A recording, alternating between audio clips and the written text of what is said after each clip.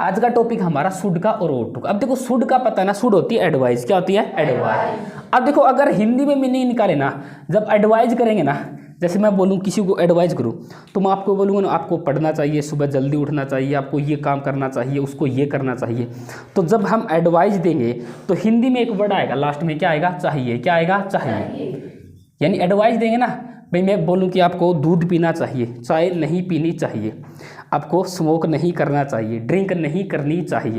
यानी देखो एडवाइस जो चीज़ नहीं करनी चाहिए तो उसमें नोट आएगा, आपको ये नहीं करना चाहिए, आपको ये करना चाहिए। तो एक चीज़ समझ जाओ, जहाँ पे शुड आ गया और ought to आ गया, तो जब हिंदी में ट्रांसलेट करेगा तो क्या आएगा, चाहिए आएगा पीछे। ये चीज़ याद रखना ताकि वर्ड को आसानी से पढ़ सको। आज जैसे मैं बोलूँगा वी शुड स्पीक इंग्लिश, अपलाद बोलेगा वह इंग्लिश बोल रहा है, ऐसे नहीं बोलना। हाँ वेरी गुड, ठीक है। तो अब देखो वी शुड स्पीक इंग्लिश, इसका मतलब है कि हमें इंग्लिश बोलनी चाहिए। नेक्स्ट है we ought to speak English, इसका मतलब भी क्या है, हमें इंग्लिश बोलनी चाहिए। मतलब सेम है, लेकिन अब देखो अब सेंटेंस ये देखने कि ये सही है या ये सही है, ये बताना ना कि ये सेंटेंस सही है या ये सेंटेंस सही है। अब देखो शुड है ना, ये तो आपका क्या है मोडाल्स, सारे के सारे मोडाल्स क्या होते हैं हेल्पिंग वर्ब, और ये भी क्या आपका मोडाल्स, सारे के सारे मोडाल्स क्या होते हैं हेल्पिंग वर्ब। तो ये दोनों क्या हेल्पिंग वर्ब इधर है और स्पीक क्या इधर है मेन वर्ब, और हेल्पिंग वर्ब के बाद यानी मोडाल्स के बाद कौन सी फॉर्म आएगी V1। तो देखो इधर क्या है V1। अब ये सेंटेंस बताओ पहले वाला सेंटेंस सही है गलत है, सही है ना। देखो ये सेंटेंस तो सही है, जैसे मैं बोलूँ वी शुड स्पीक इंग्लिश की हमें क्या करनी चाहिए, इंग्लिश बोलनी चाहिए। देखो एडवाइस का मतलब तो ये होता है कि आप बोलो या ना बोलो आपकी मर्जी है। तो अब ये सेंटेंस क्या है, सही है। अब देखो ये ought to का मतलब भी सेम निकलेगा, जैसे वी ought to, जैसे हमने किया था ना यूज टू और वुड को हम यूज कर सकते हैं, तो ought to को यूज कर सकते हैं। लेकिन देखो ought to समझ लेना कि ought to एडवाइज नहीं है, ought to क्या नहीं है एडवाइज। शुड तो आपका क्या है एडवाइज है, शुड क्या आपका एडवाइज, और ought to है ना, देखो ध्यान से देखो इसमें लिखा क्या ought to का यूज है ना वो होगा मोरल ओब्लिगेशन, किसके लिए मोरल ओब्लिगेशन, और ड्यूटी के लिए, किसी की ड्यूटी के लिए ना, ड्यूटी समझते ना कर्तव्य के लिए, यानी ड्यूटी के लिए और मोरल ओब्लिगेशन के लिए किसका यूज होगा ought to का, किसका यूज होगा ought to का। तो देखो एक वर्ड में याद रखो शुड क्या होता है एडवाइज, और आपका ought to क्या होता है मोरल ओब्लिगेशन और ड्यूटी के लिए, किसके लिए यूज होता है बोल और ड्यूटी के लिए। देखो मोरल ओब्लिगेशन का मतलब होता है नैतिक यानी अनिवार्य, ओब्लिगेशन क्या होता है अनिवार्य, यानी सबके लिए जरूरी है, वो क्या है सबके लिए जरूरी है, यानी देखो ये चीज़ सबके लिए जरूरी है, मोरल ओब्लिगेशन बोलते हैं इसको। और ड्यूटी के लिए किसका यूज होगा ought to का, किसका यूज होगा ought to का। इसमें देखो अब we ought to speak English, इसके लिए तो ये सेंटेंस गलत हो गया ना, क्योंकि मोरल ओब्लिगेशन नहीं है ना, तो ये ड्यूटी है। तो अगर हमें ये बोलना कि हमें इंग्लिश बोलनी चाहिए तो हम किसका यूज करेंगे शुड का, किसका यूज करेंगे शुड का, क्योंकि इधर क्या चाहिए हमें एडवाइस चाहिए, तो ये सेंटेंस गलत है। अब देखो इसमें जैसे मैं बोलूँ we should love our country, हमें अपने देश से प्यार करना चाहिए, we ought to love our country, कौन सा सही है हाँ देखो ध्यान से, अब ये कह रहा है कि we ought to love our country, हमें अपने देश से प्यार करना चाहिए, क्या हमारी मोरल ओब्लिगेशन है, क्या है मोरल ओब्लिगेशन। देखो हमारा सबका यही काम बनता है कि हमें अपने कंट्री से प्रेम करना चाहिए, तो ये सबके लिए बात है ना। अब देखो मोरल ओब्लिगेशन सबके लिए अनिवार्य है ना, यानी देश के प्रेम तो सभी के लिए जरूरी है। तो we ought to love our country, तो इधर हमें क्या चाहिए ought टू का यूज, क्या चाहिए ought टू का। तो we should love our country, यहाँ पे ये सेंटेंस क्या बनेगा आपका गलत बनेगा, ठीक है।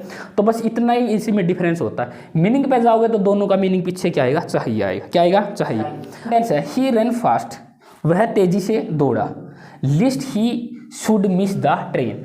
अब देखो ये कह रहा है कि जिस सेंटेंस के अंदर ये वर्ड आ जाए लिस्ट, क्या आ जाए लिस्ट, इसके बाद अगर क्या आ जाए शुड आ जाए, क्या आ जाए शुड, यानी लिस्ट के बाद में क्या आ जाए शुड, समझ गए ना, यानी लिस्ट के बाद क्या आ जाए शुड, तो जो सेंटेंस होगा ना वो क्या है नेगेटिव पर्पज बताएगा, क्या बताएगा नेगेटिव, यानी उसका मीनिंग निकलेगा वो नेगेटिव निकलेगा, मीनिंग निकलेगा कैसा निकलेगा नेगेटिव। क्या बता दिया लिस्ट के बाद क्या आ जाए शुड, लिस्ट के बाद क्या आ जाए शुड, तो इसका मतलब क्या आएगा नेगेटिव, क्या आएगा नेगेटिव, नेगेटिव पर्पज होगा। अब देखो ये ही रन फास्ट, अब देखो ये क्या आ गया लिस्ट, क्या आ गया लिस्ट। अगर लिस्ट को वैसे ध्यान रखो ना तो हिंदी में एक वर्ड याद रखते हैं हम, बोलते नहीं तो, क्या बोलते हैं नहीं तो, क्या बोलते हैं नहीं तो इस लिस्ट को यही मानो तुम, इसका मतलब क्या होगा नहीं तो। अब ये रही ही रन फास्ट, वह तेज दौड़ा, नहीं तो क्या हो गया he should miss the train, तो वह क्या कर देता ट्रेन को मिस कर देता, क्या कर देता, मिस कर देता। अब देखो या ऐसे ही समझ लो, देखो लिस्ट के बाद में क्या आ गया, शुड आ गया, क्या आ गया, शुड। अब देखो इसके बाद में अगर लिस्ट के बाद में क्या आ जाए, शुड, तो इसका मीनिंग क्या आएगा, नेगेटिव पर्पज, क्या आएगा, नेगेटिव पर्पज। तो ये याद रखना, ये लिस्ट के बाद में शुड का यूज होता है, लिस्ट के बाद में किसका यूज होगा, शुड का। अब देखो कई बार ये आ जाएगा, लिस्ट आ जाएगा, बाद में कोई और आ जाएगा मोडाल्स, तो याद रखना लिस्ट के बाद में किसका यूज होगा, शुड का, और उसका पर्पज कैसा आएगा फिर, नेगेटिव, कैसा आएगा, नेगेटिव। अब कई बार क्या आता है, लिस्ट अकेला भी आ जाता है, विदाउट शुड के भी आ जाता है, क्या आएगा, विदाउट शुड के। अगर ये आ गया, अब सेंटेंस देखो, take care lest you fall और help him lest he fail. अब देखो दोनों में क्या आ गया, लिस्ट आ गया, क्या आ गया, लिस्ट आ गया। अब ये कह रहा है कि देखो लिस्ट के बाद जो V1 आएगी, क्या आएगी, V1, यानी इसके बाद में S या ES नहीं लगेगा। लिस्ट के बाद में कौन सी फॉर्म आएगी, V1। अगर किसी सेंटेंस में क्या आ गया, लिस्ट आ गया, कौन सी फॉर्म आएगी, V1, तो S या ES नहीं लगेगा, S या ES नहीं लगेगा। अब देखो ये कह रहा है कि देखो ये कह रहा है कि टेक केयर, सावधानी रखो, लिस्ट, इसका मतलब क्या है, नहीं तो, इसका मतलब क्या है, नहीं तो, यू फॉल, आप गिर जाओगे। इसका मतलब क्या है कि take care lest you fall, कि सावधानी से चलो, ध्यान रखो, नहीं तो आप गिर जाओगे। अब इसका हेल्प हिम, उसकी सहायता करो, लिस्ट, इसका मतलब नहीं तो, ही फेल, वह फेल हो जाएगा, वह क्या हो जाएगा, फेल हो जाएगा, एसफेल हो जाएगा। अब देखो ही के साथ क्या यूज करते, फेल से यूज करते ना। देखो ही के साथ क्या आएगा, वैसे तो फेल से आना चाहिए ना, लेकिन ये बता दिया ना, इसके साथ क्या नहीं आएगा, एस या ES नहीं आएगा। जब लिस्ट होगा सेंटेंस में और उसके बाद में जो वर्ब आएगी ना, तो V1 आएगी, तो थर्ड पर्सन के साथ S या ES नहीं आएगा। ये थोड़ा सा इसका एक्सेप्शन है, ठीक है। तो लिस्ट के बाद में कौन सी फॉर्म आएगी, V1, S या ES नहीं आएगा, ये लिख लो। सेकेंड फॉर्म आएगी ना, इधर ये आएगा, रन, RN। अब देखो हम नीड और डेयर का यूज़ करेंगे। अब देखो एक चीज़ तो जानते हो ना, नीड और डेयर ऐसे मोडाल्स है जो क्या बनेंगे, हेल्पिंग वर्ब भी बनेंगे और क्या बनेंगे, मेन वर्ब। ये चीज़ सबको पता ना। इसका मतलब क्या है, डेयर का मतलब क्या होता है, दुस्साहस, क्या होता है, दुस्साहस, क्या बोलेंगे इसको, दुस्साहस।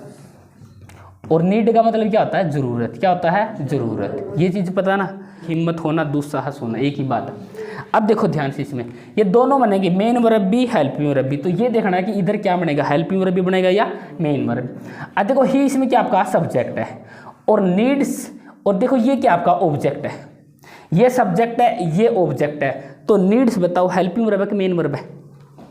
देखो सेंटेंस में सबसे जरूरी चीज़ क्या है, मेन वर्ब। अब देखो पता है, तो इधर ये किसका काम करेगी, मेन वर्ब का। किसका काम करेगी, मेन वर्ब का। देखो काम करेगी है मेन वर्ब का, और ये क्या आपका सब्जेक्ट है और ये क्या आपका ऑब्जेक्ट। इधर क्या, ये नीड, मेन वर्ब। अगला सेंटेंस देखो, she does not dare to go there, ठीक है, उसकी हिम्मत नहीं हुई, समझ गए ना। ये करेगी सी डज नॉट डेयर, उसकी हिम्मत नहीं हुई टू गो देयर, वहाँ जाने की। अब देखो सी क्या इसमें सब्जेक्ट आपका, डज क्या आपकी हेल्पिंग वर्ब।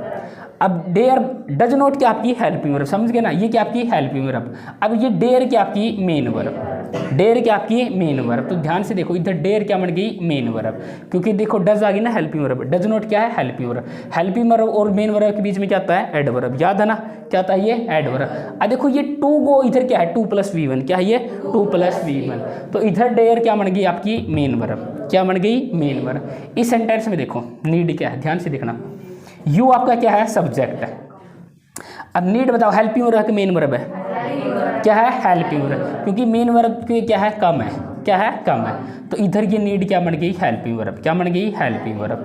तो देखो इधर नीड क्या है, हेल्पिंग वर्ब, और ऊपर क्या है ये मेन वर्ब, और डेयर इधर क्या है, मेन वर्ब। तो कभी ये क्या बन जाएगी, हेल्पिंग वर्ब, और कभी क्या बनेगी ये मेन वर्ब। तो इस तरह इनकी प्रैक्टिस करोगे तो समझ में आ जाएगा, ठीक है। तो ये फॉर्मूला वही अपना, सेंटेंस में सबसे जरूरी चीज़ क्या आती है, मेन वर्ब, किसके अकॉर्डिंग आएगी, सब्जेक्ट के। अब ये करेंगे डेयर और नीड, पॉजिटिव सेंटेंस में क्या इसका काम नहीं करेंगे, मोडाल का।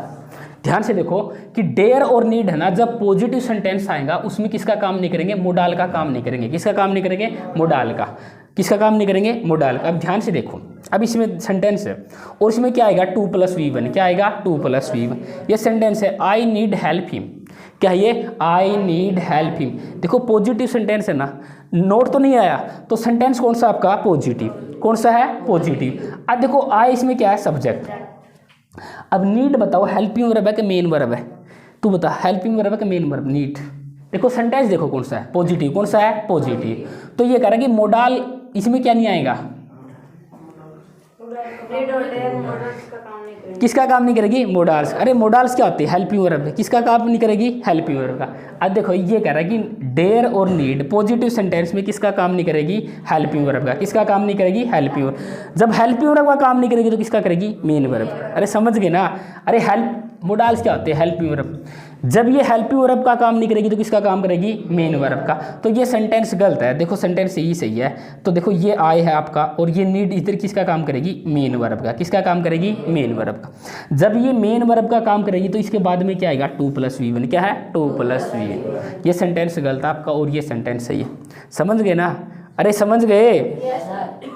बोलो नीड और डेयर पॉजिटिव सेंटेंस में हेल्पिंग वर्ब का काम नहीं करेगी। नीड और डेयर पॉजिटिव सेंटेंस में किसका काम नहीं करेगी? हेल्पिंग वर्ब का। किसका काम नहीं करेगी? हेल्पिंग वर्ब का। बात है किसमें? तो इधर ये हेल्पिंग वर्ब का काम नहीं करेगी, हमें लगेगा ये हेल्पिंग वर्ब है, ये मेन वर्ब है। ये हेल्पिंग वर्ब है, ये मेन वर्ब है, नहीं है।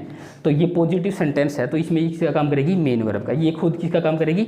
मेन वर्ब का। तो ये करेगी आई नीड, मुझे जरूरत है उसकी सहायता करने की। बात आ गई ना समझ में?